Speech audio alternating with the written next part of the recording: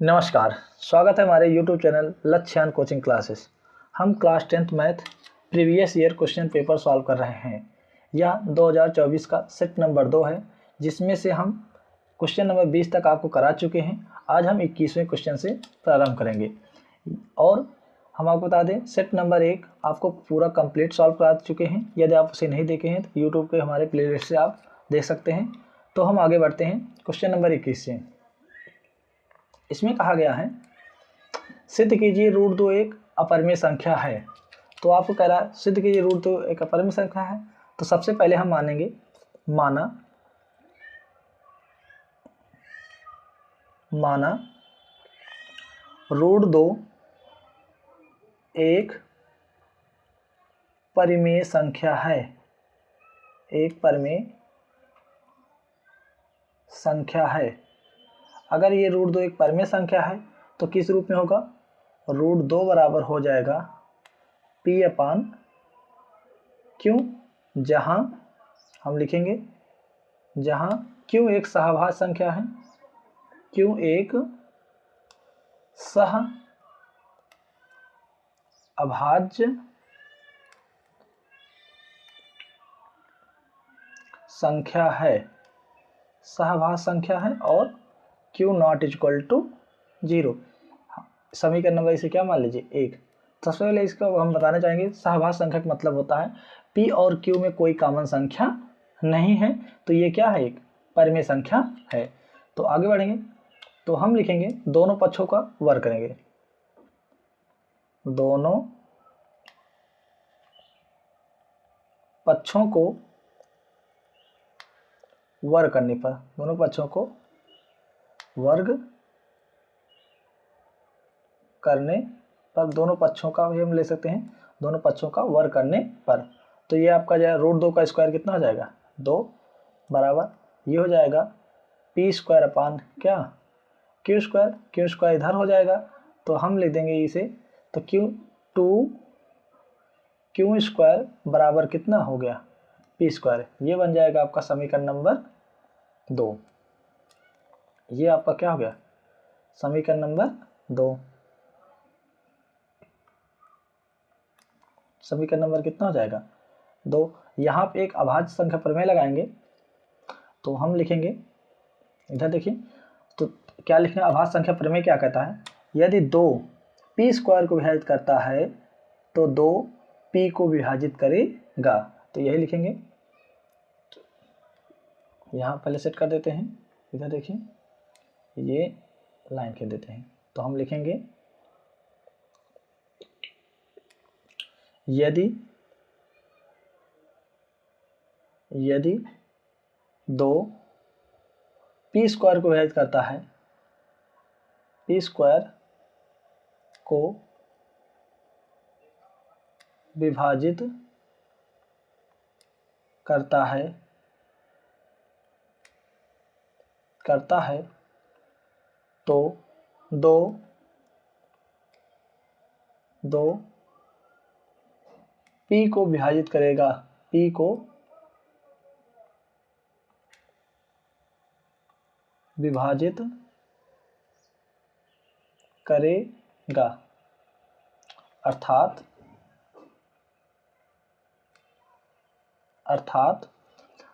2 P को विभाजित कर रहा है, यानी कि P बराबर हम मान लेंगे, P बराबर 2, कोई एक अक्षर मान लेंगे 2a, ये मान लेंगे। समीकरण नंबर कितना आ गया? समीकरण नंबर कितना हो जाएगा? समीकरण नंबर 1, यहाँ 1 था, ये 2 था, और ये समीकरण नंबर कितना हो जाएगा? 3। समीकरण नंबर कितना? 3। ये समीकरण नंबर 2 रहेगा भैया। तो अब हम P का मान समीकरण 2 में रखने पर लिखेंगे, P का मान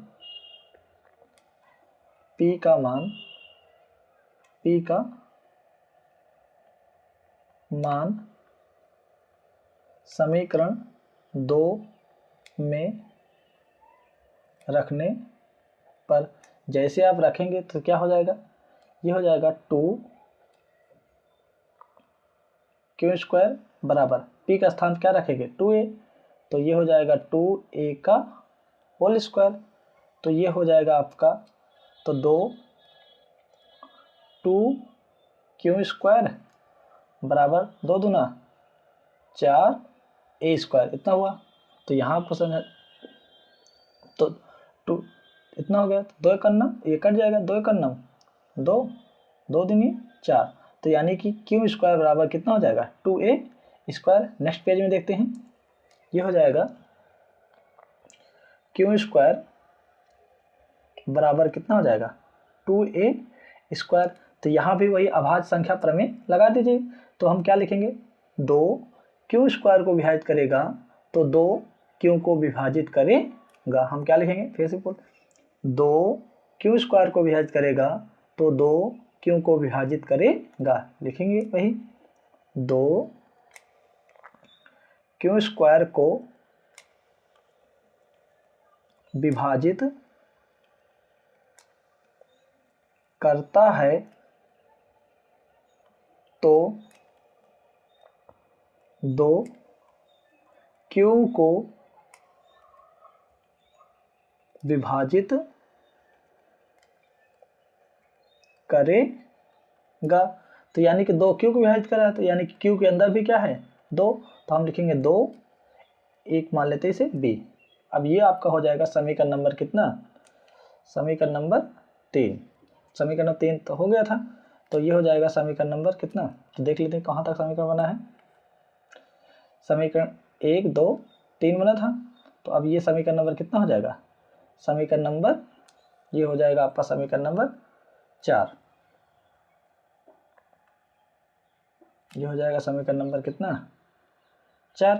अब यहाँ देखिए, पहले समीकरण इसको देखिए, समीकरण नंबर 3 p बराबर कितना है 2a है, और यहाँ इस समीकरण देखिए q बराबर कितना है 2b, यानी q के अंदर भी 2 है और p के अंदर भी 2 है। तो हम क्या लिखेंगे, हम लिखेंगे समीकरण 3 और 4 से सिद्ध होता है, समीकरण 3 और 4 से सिद्ध होता है, सिद्ध होता है कि P और Q में 2 उभयनिष्ठ संख्या है, 2 उभयनिष्ठ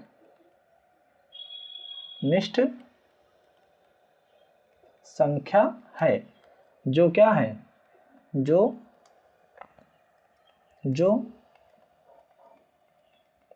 विरोधाभास है। अब विरोधाभास क्यों है यहाँ समझा देते हैं, क्योंकि आपने शुरू में माना था P और Q क्या है, सहभाज्य संख्या है। P और Q, यहाँ पे P लिखा ही नहीं, तो हम लिख देते हैं यहाँ पे, तो हमने माना था P और Q क्या है, सहभाज्य संख्याएं हैं। सहभाज्य संख्या मतलब P और Q कॉमन संख्या नहीं है। यहाँ तो आपका निकल गया है P और Q में क्या कॉमन संख्या है, 2 उभयनिष्ठ संख्या है जो विरोधाभास है, इसलिए √2 क्या हो जाएगा, इसलिए हम लिख देंगे डायरेक्ट जो हम पहले मान चुके हैं जो विरोधाभास है, तो यह डायरेक्ट आप लिख दीजिए। इसलिए √2 एक परिमेय संख्या, इसलिए √2 एक परिमेय संख्या नहीं है। अगर ये परिमेय संख्या नहीं है तो क्या बन जाएगा, ये बन जाएगा √2 एक क्या है, अपरिमेय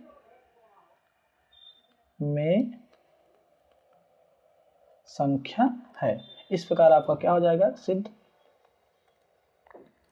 तो ये आपका क्या हो जाएगा सिद्ध हो जाएगा। इसे लिख देते हैं आंसर, हेंस प्रूव। इसे आप ध्यान दीजिएगा, थोड़ा एक दो बार करेंगे तो इसी प्रकार आप √3 का भी सिद्ध कर लीजिएगा, √5, ये IMP हैं दोनों, तो इसे आप ध्यान दीजिएगा। आगे बढ़ते हैं, नेक्स्ट क्वेश्चन में कहा गया है सिद्ध कीजिए कि 1 + sec a upon sec a बराबर sin² a upon 1 - cos a। इसे सिद्ध करने के लिए सबसे पहले देखो क्या दिया गया है, आपको दिया गया है 1 प्लस सेक ए अपान सेक ए। तो LHS ले लीजिए, LHS हम ले रहे हैं, इसका LHS सॉल्व करिए। 1 प्लस से को तोड़ दीजिए, 1 अपान किसमें, ये हो जाएगा कॉस ए अपान से के क्या हो जाएगा 1 अपान कॉस ए। तो ये क्या हो जाएगा, कॉस ए इधर मल्टीप्लाई करेगा, ये हो जाएगा कॉस ए प्लस 1 अपान कितना कॉस ए बटे 1 अपान कॉस ए। ये हो जाएगा कॉस ए से कॉस ए दोनों क्या हो जाएंगे, कैंसिल। तो ये आपका आ जाएगा, आपका आ गया कॉस ए प्लस 1, ये तो LHS आ गया। अब आप इधर RHS सॉल्व कर लीजिए। RHS देखो क्या दिया गया है, आपको दिया गया है साइन स्क्वायर ए बटे 1 माइनस कॉस ए। तो अब आपको पता है सर्वसंख्या एक होता है, चूंकि यहाँ पे आपको बताना चाहिए साइन स्क्वायर ए बराबर क्या होता है 1 माइनस कॉस स्क्वायर ए। तो लिख देते हैं, तो साइन स्क्वायर ए का स्थान क्या लिख देंगे 1 माइनस कॉस स्क्वायर ए। तो ये हो जाएगा 1 माइनस कॉस स्क्वायर ए बटे 1 माइनस कॉस ए। अब यहाँ देखिए 1 को हम क्या ले सकते हैं, 1 का स्क्वायर ले सकते हैं, नहीं 1 का स्क्वायर मतलब 1 का स्क्वायर 1 तभी तो रहेगा। तो इसलिए हम कहेंगे एक ए स्क्वायर माइनस बी स्क्वायर का फार्मूला बन जाएगा। अब आपको पता है ए स्क्वायर माइनस बी स्क्वायर का फार्मूला होता है ए प्लस बी एक ब्रैकेट में और ए माइनस बी एक ब्रैकेट में। तो यहाँ फार्मूला लगा देते हैं, तो ये हो जाएगा 1 माइनस कॉस ए एक ब्रैकेट में 1 प्लस कॉस ए एक ब्रैकेट में हो जाएगा। तो ये आपका हो जाएगा 1 माइनस कितना कॉस ए। तो 1 माइनस कॉस ए दोनों क्या हो जाएंगे, कैंसिल। तो बचेगा क्या, आपका आ गया यहाँ पे मिल गया 1 प्लस कॉस ए। यहाँ देखिए LHS और RHS बराबर आ गया कि नहीं, तो हम लिखेंगे LHS बराबर है RHS। तो ये आपका क्या हो जाएगा, हेंस प्रूव्ड। नेक्स्ट क्वेश्चन देखते हैं, इसमें क्या कहा गया है। इसमें कहा गया है 21 सेंटीमीटर त्रिज्या वाले एक वृत्त की कोई जीवा केंद्र पर समकोण अंतरित करती है, संगत वृत्तखंड का क्षेत्रफल ज्ञात कीजिए। पहले चित्र बनाते हैं, एक वृत्त है,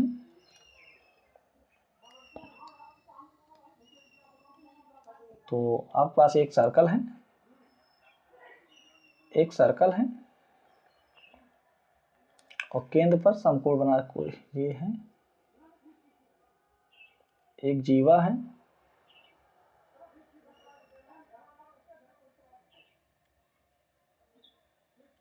यहाँ देखिए।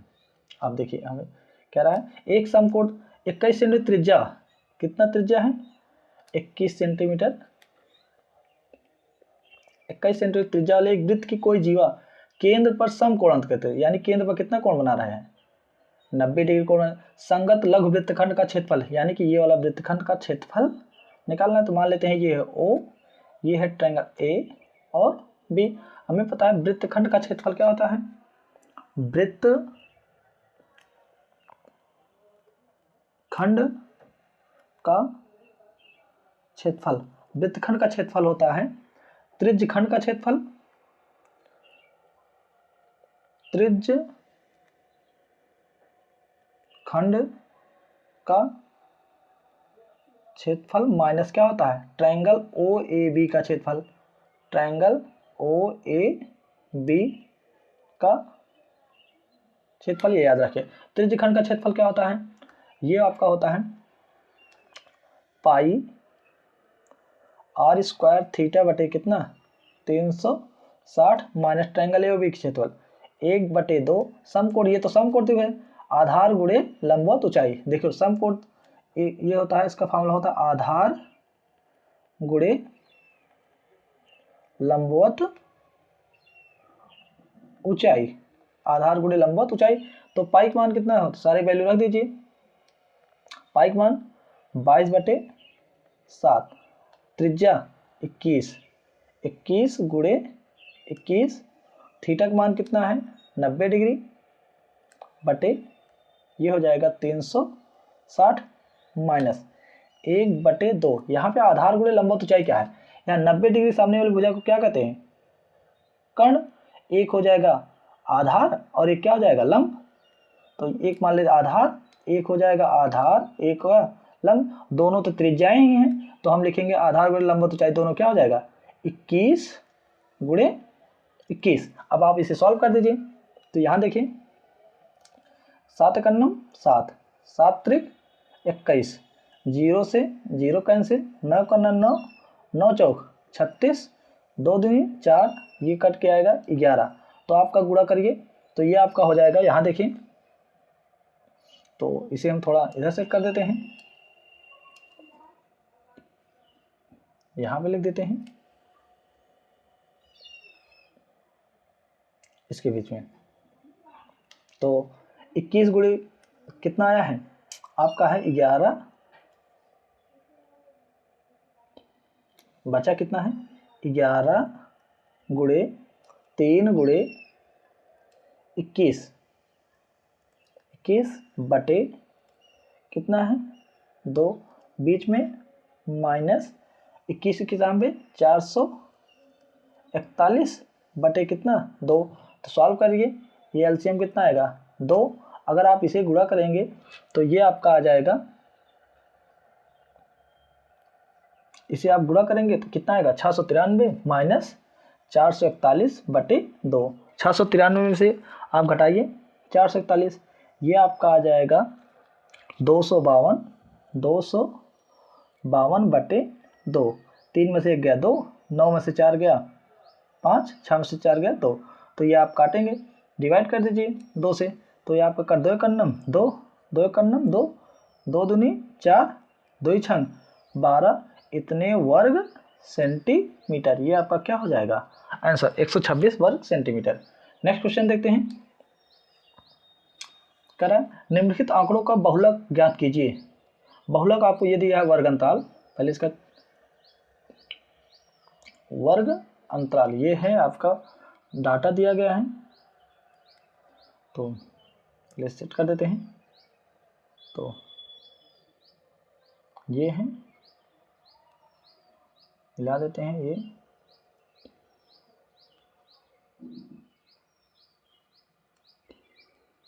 अब देखिए यहाँ पे आपको क्या क्या दिया गया है, आपको दिया गया है ये वर्ग अंतराल है, वर्ग अंतराल, अंतराल ये क्या है आपका बारंबारता। सबसे पहले आप निकालेंगे बहुलक वर्ग, बहुलक वर्ग। बहुलक वर्ग क्या होता है, सबसे अधिक बार आने वाला वर्ग अंतराल। बहुलक वर्ग कौन होता है, सबसे अधिक बार आने वाला वर्ग अंतराल। सबसे अधिक बार वर्ग अंतराल कौन सा आया है 30 से 35 वाला जो है 10 बार आया, इसलिए बहुलक वर्ग क्या हो जाएगा 30 से 35, ठीक है 30 से 35, बहुलक वर्ग आ गया 35। तो ये पहला वाला नंबर क्या होता है, बहुलक वर्ग की न्यूनतम सीमा को यल कहते हैं, ये आपका 3। बहुलक वर्ग की माप h कैसे निकलेगा, उच्चतम सीमा माइनस न्यूनतम सीमा, 35 माइनस 30 बराबर कितना आ गया 5। बहुलक वर्ग कितना है, बहुलक वर्ग को कहेंगे f1। तो f1 बराबर कितना आपको मिल गया है 10। f1 के पहले वाले नंबर को कहते हैं f0 और f1 के बाद वाले नंबर को कहते हैं f2। तो सारे वैल्यू लिख दीजिए, f1 बराबर 10, f0 कितना है, f0 बराबर है 9 और f2 बराबर कितना है 2 बराबर कितना 3। ये आपको ध्यान देते रहना है। तो इतना आ गया। तो बहुलक का सूत्र क्या होता है, लगा दीजिए बहुलक का सूत्र। बहुलक बराबर होता है L plus f1 minus f0 अपान 2f1 minus f0 minus f2 multiply कितना h। तो सारे वैल्यू रख दीजिए, ये हो जाएगा आपका, यहाँ देखिए तो L का स्थान कितना रखेंगे, L का स्थान पे यहाँ यहीं रख देते हैं 30, L का स्थान पे कितना हो जाएगा, तो ये हो जाएगा आपका जल के स्थान पे 30 प्लस F1 के स्थान पे कितना है 10 माइनस F0 के स्थान पे 9 बटे 2F1 10 दूना 20 हो जाएगा माइनस F0 कितना 9 minus F2 minus 3 multiply H के स्थान पे कितना 5। तो सॉल्व करिए इसे, ये हो जाएगा आपका 30 प्लस 10 में से 9 गए 1 बटे 9 3 12 माइनस में 12 में से 20 गया 8 गुणे कितना 5, ये हो जाएगा 30 प्लस 5 एकन्नम 5 ऊपर मल्टीप्लाई करिए बटे 8। जब आप इसे डिवाइड करेंगे 30 प्लस तो 8 पहले तो दशमलव लगेगा, दशमलव लगा तो 0 बढ़ा तो कितना हो जाएगा, तो आप अरे पहले भाग कर दे, आप भाग कर लेंगे तो यहाँ देखिए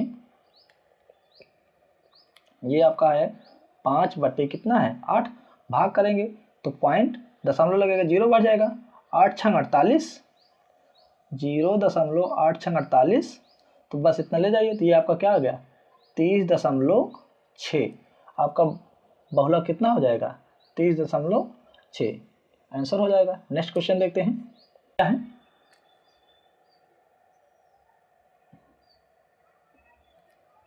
क्वेश्चन नंबर इंग्या में क्या कहा गया है, उस बिंदु के निर्देशांक ज्ञात कीजिए जो बिंदुओं 4,3 और 8,5 को जोड़ने वाले रेखाखंड को 3:1 में अंतः विभाजित करता है। ये कह रहा है दो बिंदु हैं, तो इनके बिंदुओं के निर्देशांक कितना है 4,3 8,5, 4,3 और 8, कितना है 5, तो को जोड़ने वाले रेखाखंड को 3:1 में विभाजित करता है। मान लेते हैं कोई पॉइंट P है जो 3:1 में विभाजित करता है, तो बिंदु P का निशान क्या हो जाएगा, बिंदु P का निर्देशांक बिंदु P का निर्देशांक हो जाएगा, तो आप 3 का गुणा इधर करिए और 1 का गुणा इधर कर दीजिए, तो ये 3 गुणे 8, तो बिंदु P का निशांक हो जाएगा 3 गुणे 8। पहले हम फार्मूला लिख देते हैं यहाँ पे ताकि आपको समझ में आए क्या हो रहा है। तो ये फार्मूला जैसे मान लीजिए ये M1 है और ये क्या है M2 है, और ये अगर ये x1 है और y1 इधर क्या है x2 y2, इसका फार्मूला हो जाएगा M1 का गुणा उधर M2 का गुणा इधर, पहले x में गुणा करेंगे फिर y में, तो M1 गुणे x1 इसका फार्मूला होता है M1 गुणे x2 प्लस M2 गुणे x1 बटे M1 प्लस M2 कामा M1 गुणे y2, अब दूसरा लिखेंगे M1 गुणे y2 प्लस M2 गुणे y1 बटे M1 प्लस M2, ये फार्मूला होता है, सारे वैल्यू रख दीजिए। M1 का स्थान पे 3, M2 का स्थान पे कितना है 1, यानी कुल मिला के इसका गुणा इधर इसका गुणा इधर, और x पहले बार x में गुणा करके जोड़ लेंगे फिर एकदम y में, तो दे रखिए ये हो जाएगा 3 गुणे 8 बीच में प्लस 1 गुणे 4 बटे अनुपातों का योगफल 3 प्लस 1, ये हो जाएगा 3 प्लस 1 कामा फिर y में गुणा करिए 3 गुणे 5 प्लस 1 गुणे 3 बटे अनुपातों का योगफल 3 प्लस 1, तो सॉल्व कर दीजिए। तो यहाँ देखिए 3 8 24 प्लस 1 चौके 4 बटे 3 1 4 कामा 3 5 15 प्लस 1 3 बटे कितना हो गया 4, तो यहाँ पे लिख देते हैं, यहाँ देखिए 24 4 28 बटे 4 कामा कितना आया 15 3 18 बटे 4, तो ये आपका आ जाएगा, काटिए डिवाइड करिए 4 सते 28, तो ये आ गया 7 2 दूनी 4 2 9 18 9 बटे 2, ये आपका कितना हो जाएगा, ये तुम्हारा आपका क्या हो जाएगा आंसर नेक्स्ट आगे बढ़ते हैं। क्या में क्या कह रहा है, y के वह मान ज्ञात कीजिए जिनके लिए बिंदुओं 5, और 13, y के बीच की दूरी 10 मात्रक है। दूरी की मात्रक 10 मात्रक दिया है, तो डिस्टेंस फार्मूला क्या होता है, डिस्टेंस फार्मूला लगा दीजिए। डिस्टेंस इक्वल टू होता है, दूरी बराबर होता है under root x2 minus next question है, इसमें कह रहा है y के वह मान ज्ञात कीजिए जिनके लिए बिंदुओं 5, 13, y के बीच की दूरी 10 मात्रक है। दूरी आपको कितना दिया है, 10 मात्रक, तो दूरी का फार्मूला लगा दीजिए। दूरी बराबर होता है under root x2 minus x1 का whole square plus y2 minus y1 का होल स्क्वायर। सारी वैल्यू रख दीजिए। डी का स्थान कितना है, यहाँ दिया गया है 10 मात्रक, 10 रख दीजिए बराबर अंडर रूट, ये है x1, ये y1 है, ये x2 है, ये क्या है y2 है।